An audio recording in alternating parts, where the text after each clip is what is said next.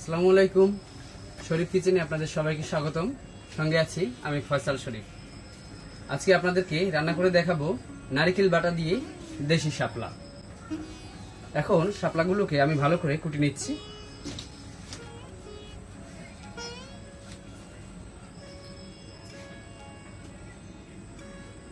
শাপলা দুই ধরনের, এটা হচ্ছে দেশি শাপলা ছোট ছোট, এটা বেশি মজা খেতে।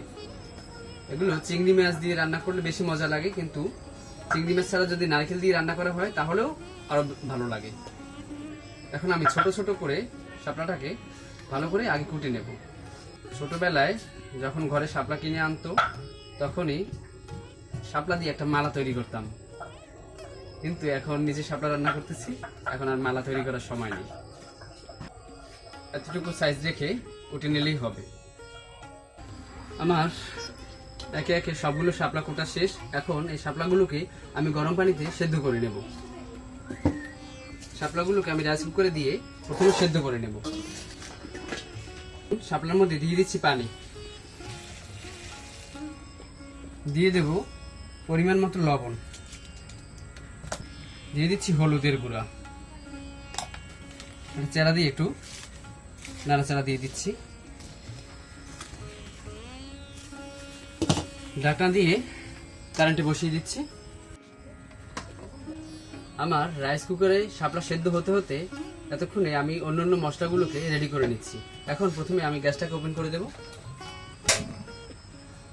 গ্যাস অন করে একটা কড়াই বসিয়ে দিচ্ছি। এখন কড়াইয়ের ভিতরে দিয়ে দিচ্ছি সয়াবিন তেল। সয়াবিন তেল দিয়ে পুরো কড়াইয়ে তেলটাকে ছড়িয়ে দেব। এখন গরম তেলে দিয়ে দিচ্ছি 1 চা চামচ আস্তা জিরা,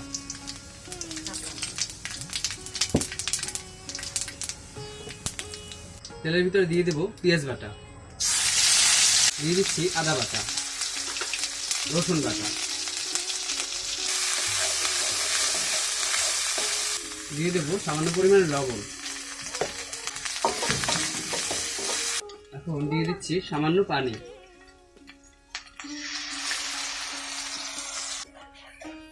দিয়ে দেবো সামান্য হলুদের গুঁড়া, দিয়ে দিচ্ছি মরিচের গুঁড়া। মশলাটাকে ভালো করে কষিয়ে নিতে হবে। দিয়ে দেবো কাঁচামরিচ,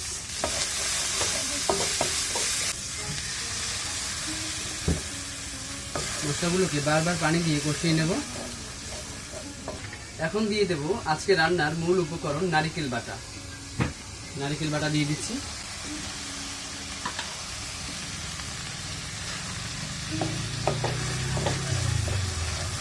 নারকেল বাটা দিয়ে ভালো করে ভুনে নিতে হবে।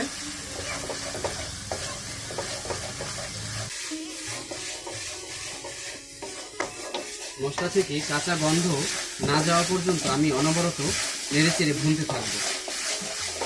নারকেল থেকে যখন কাঁচা কাঁচা গন্ধটা চলে যাবে তখন আমি এর ভিতরে সেদ্ধ করা শাপলাগুলো দিয়ে দেবো। শাপলা সেদ্ধ হতে হতে আমার মশলাটাও ভালো করে ভুনা হয়ে যাবে। শাপলাও প্রায় সেদ্ধ হয়ে এসছে, ততক্ষণে আমি মশলাটাকে আরও ভালো করে ভুনতে থাকবো। এই নারকেল বাটার ভিতরে দিয়ে দেব 1 চা চামচ বেসন। বেসন দিয়ে আমি আবার ভালো করে নাড়তে থাকবো। সামান্য একটু পানি দিয়ে দেব।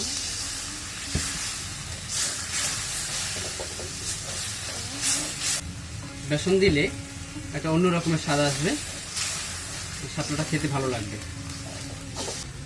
এখন যেহেতু বর্ষাকাল, তো বিলে শাপলা ফুটেছে আর বাজারেও শাপলা উঠতে শুরু করেছে, তাই চাইলে বাসায় যে কেউ এমনভাবে রান্না করতে পারেন। আশা করি আপনাদের ভালো লাগবে।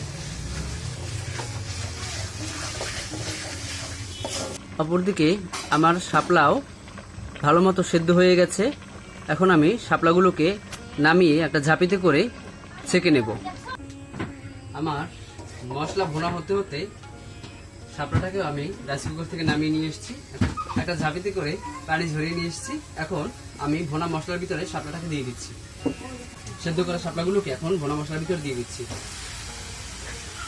এখন মশলার সাথে শাপলাগুলোকে একটু ভালো করে ভুনে নেব। চুলের আঁচটাকে এ পর্যায়ে হাই করে দিতে হবে।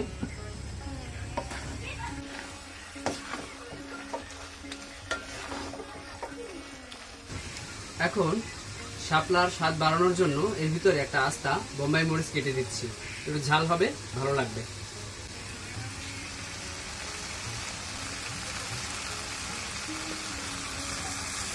এখন আমরা একটু নেড়ে ছেড়ে দেব।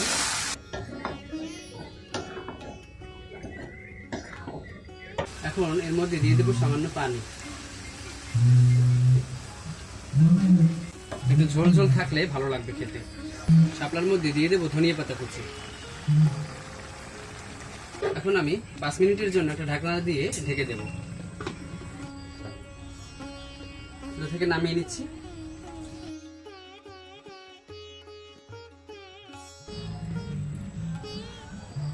নারিকেল বাটা দিয়ে শাপলা রান্না শেষ।